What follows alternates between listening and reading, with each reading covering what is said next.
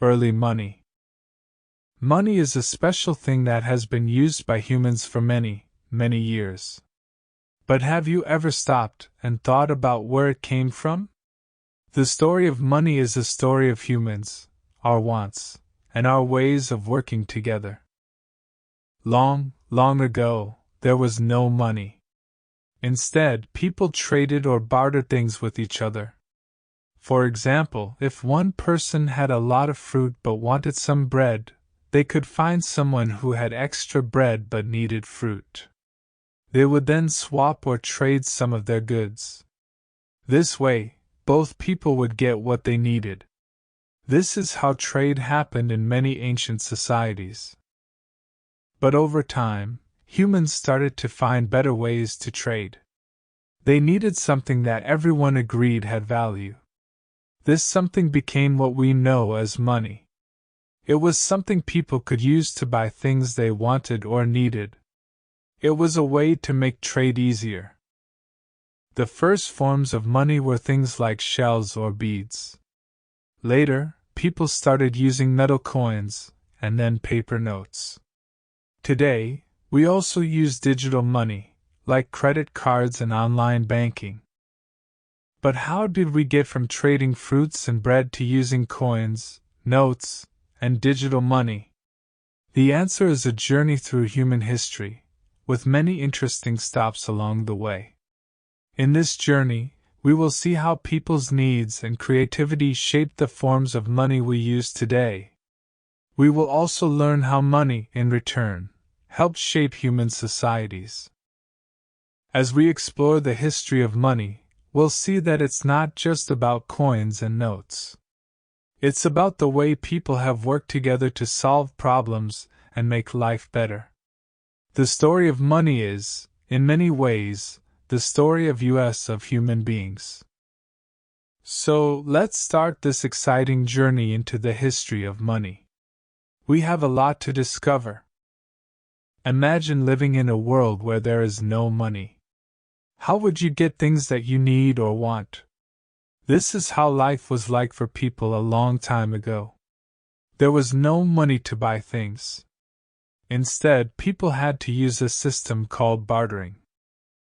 Bartering is a simple way to trade goods or services. It works like this: if you have something that someone else wants, and they have something that you want, you can agree to swap or barter these things.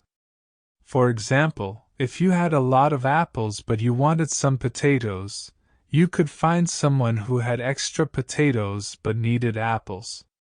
You would then give them some of your apples, and in return, they would give you some of their potatoes. This is a barter trade. Bartering was a good way to get things, but it wasn't perfect.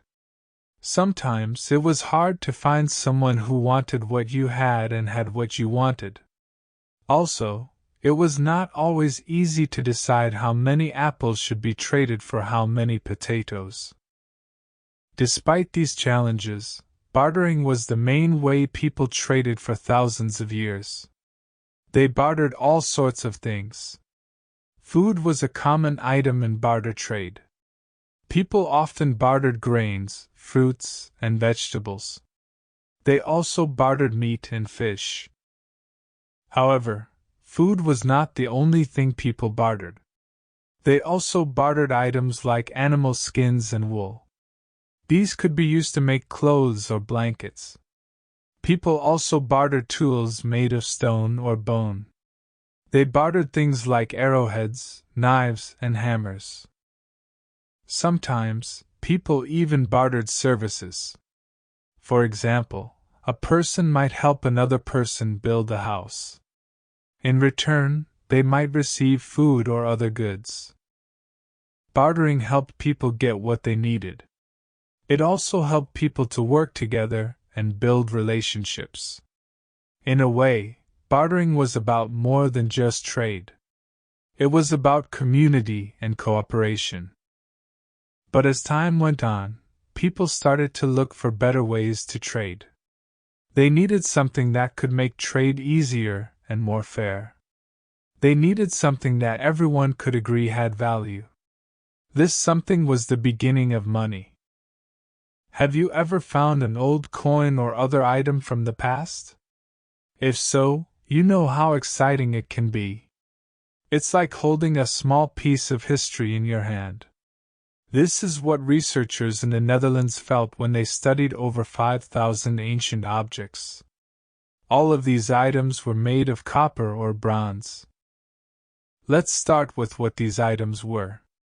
Most of them were axe heads, neck rings called torques, and curved, flat rods known as rib bars. Axe heads, as the name suggests, were the metal part of an axe, which is a tool for cutting wood. Torques were large, circular rings that people wore around their necks as a form of jewelry. Rib bars were metal rods that were curved and flattened. These objects were found in Central Europe, a large region that includes many countries. These items were not found alone. Instead, they were found in large groups or collections known as hoards or caches. When many old metal items like coins are found together, they are described as a hoard or a cache.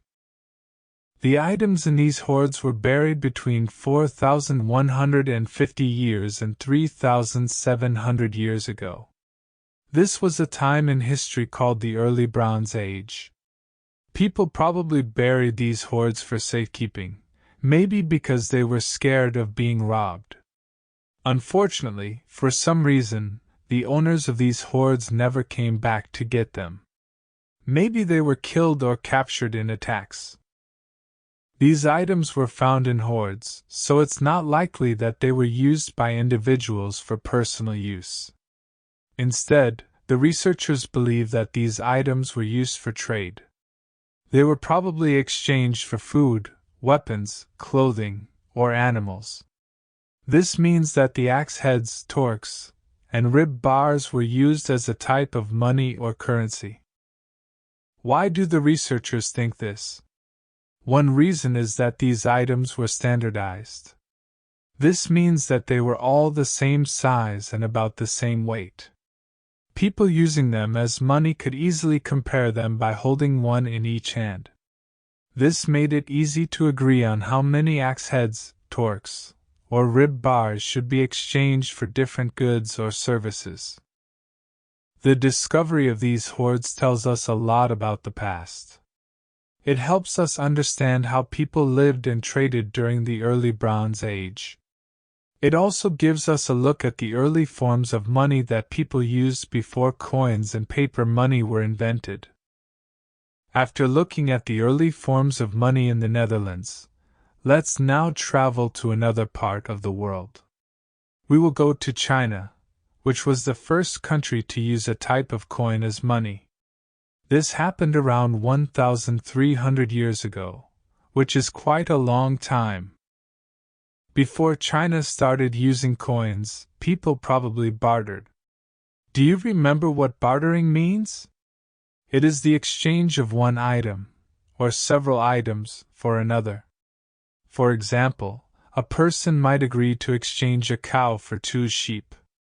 But after some time, people in China started using objects that looked like the items they bartered with. These were miniature copies of small tools or arrows. They could be exchanged just like the actual items. As time passed, these small objects began to change. They slowly became round shapes, or what we now call coins. These early Chinese coins had holes in the middle. Why? So people could keep them on a piece of string or thread. This made it easy to carry the coins and not lose them. While all of this was happening in China, another important event was taking place in a kingdom called Lydia. Lydia was in what's now western Turkey. The king of Lydia, a man named Aliats, made a big decision. He decided to start making his own money. This process is known as minting. Minting is when you make coins out of metal.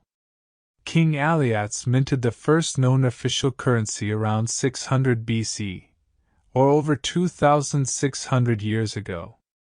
The first coin he made had the image of a lion stamped on it. Can you imagine what it must have been like to hold one of these coins? Lydia's coins were made from gold or silver. Because of its new currency, Lydia became a very wealthy trading nation. It was so rich that some people use the expression, as rich as Croesus, to describe a very wealthy person. Croesus was the last king of Lydia. His wealth was well known, and the expression is still used today. The transition from bartering to using money-like objects in China and the minting of the first official currency in Lydia were significant moments in the evolution of money. They changed the way people traded and thought about value. Now, have you ever heard the phrase, as rich as Croesus? This expression is used to describe someone who has a lot of money. But do you know where this phrase comes from? It comes from the history of Lydia. Croesus was the last king of Lydia. He was known for his incredible wealth. So, when people use this phrase, they are comparing someone's wealth to that of King Croesus. But who was Croesus? Let's find out a bit more about him. Croesus was the king of Lydia for 14 years. During his time as king, he led a strong and rich kingdom. But as the saying goes, all good things must come to an end. After 14 years, Croesus led an army that was defeated by the Persians. This event marked the end of his reign and the end of Lydia's period of great wealth. However, even though Lydia's wealth ended, its impact did not. The coins made by Lydia were the first official currency. This was a big step in the history of money. And because of this, even today, when people talk about someone who is very rich, they might use the phrase, as rich as Croesus.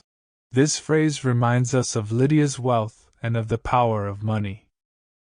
The story of Lydia, King Croesus, and the phrase, as rich as Croesus, show us the importance of money in history. Money can make a kingdom strong and famous, like Lydia. But money cannot protect a kingdom from everything. Lydia was defeated by the Persians, showing us that even the richest kingdoms can fall. As we learned in previously, money has changed a lot throughout history. From bartering to coins and then to paper money, every change has made trading easier and more efficient. We are now going to look at how paper money started to be used. The first place to use paper money was China. This happened about 1,300 years ago. Before this time, people in China used coins or small tools or arrows as money. But carrying lots of coins or small items could be difficult and heavy. So, the Chinese came up with a new idea. They started to use paper notes as money. These notes were much easier to carry around than lots of coins or small items. This new form of money quickly became popular. Paper money started in one part of China and then spread to other areas.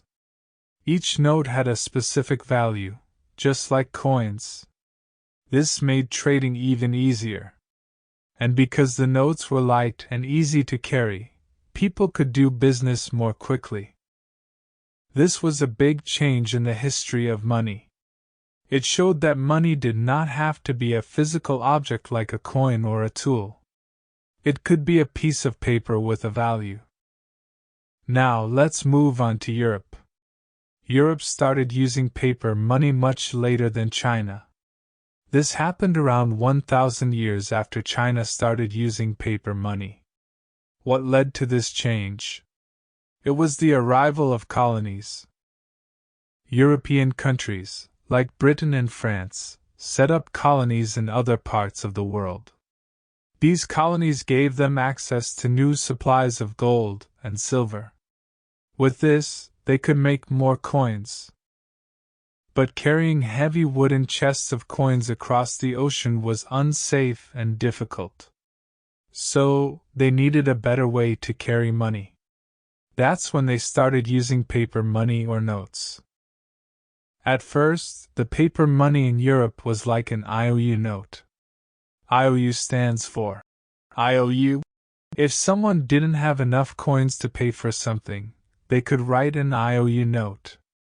The person who received the note could later exchange it for coins. But over time, people started to use these notes just like money. They would use the notes to buy goods, instead of exchanging them for coins.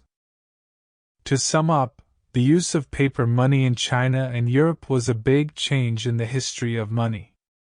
It made trading easier and more efficient.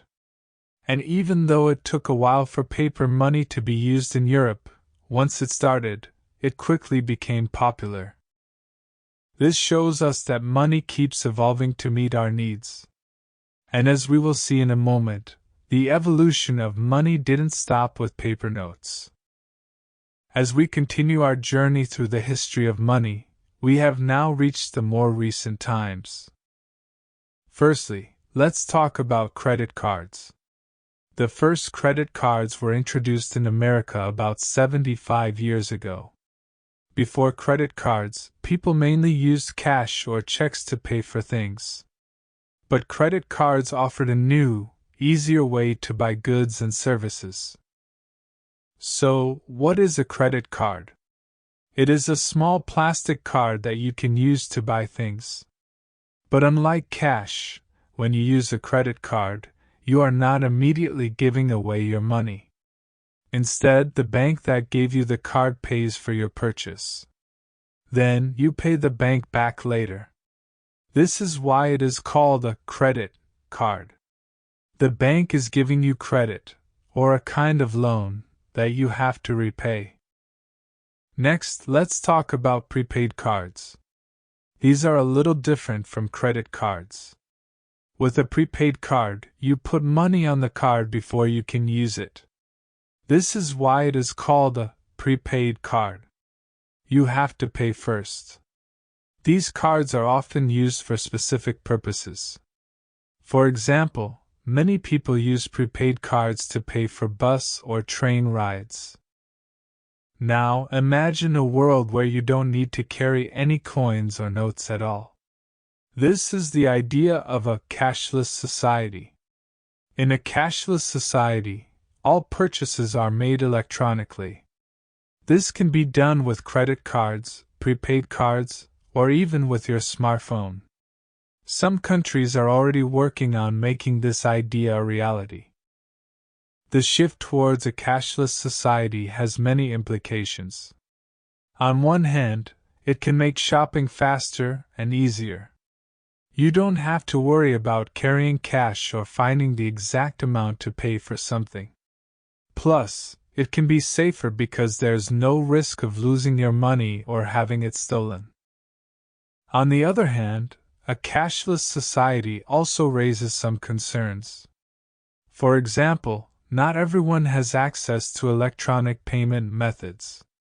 This could leave some people unable to buy things. Also, electronic transactions can be tracked, which raises questions about privacy. Now let's take a closer look at another important part of the story of money. We are going to talk about standardization. This word might sound a little big, but don't worry. It just means making things the same size or the same kind. Now we will see how standardization was used in early forms of money, using the artifacts from the Netherlands as an example. Remember the axe heads, neck rings, and rib bars that were found in the Netherlands? The researchers who studied these items noticed something very interesting. They found that these items were standardized. That means they were all made to be the same size and weight. You could hold an axe head in each hand and feel that they were about the same weight. This showed people using them as money that they were of equal value. But why was standardization so important in early forms of money?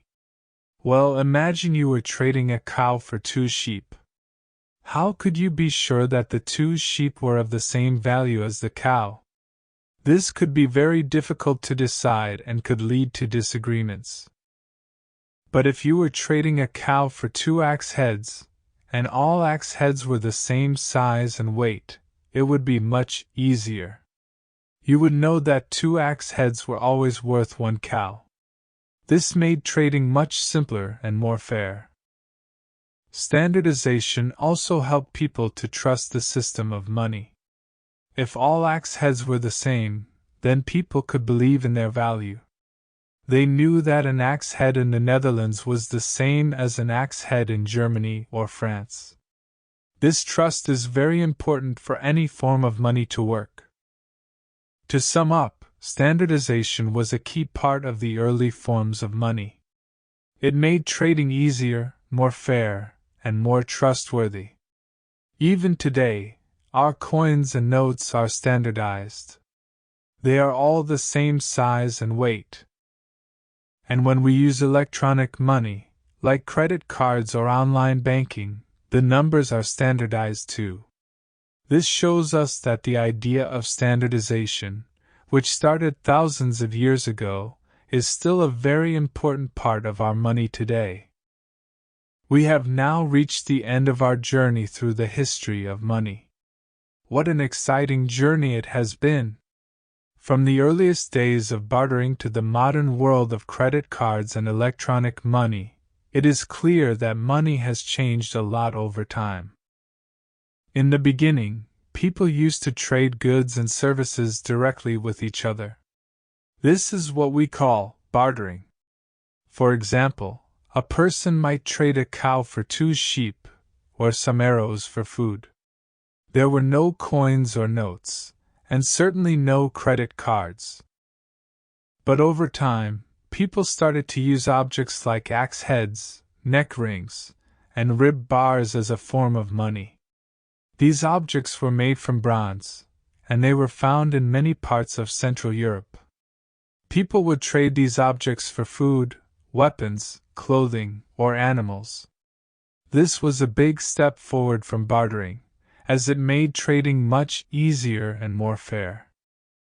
As the centuries passed, the forms of money continued to change and evolve. In China, they began to use coins, and then later paper money. In Lydia, a kingdom in what is now Turkey, they minted the first official currency.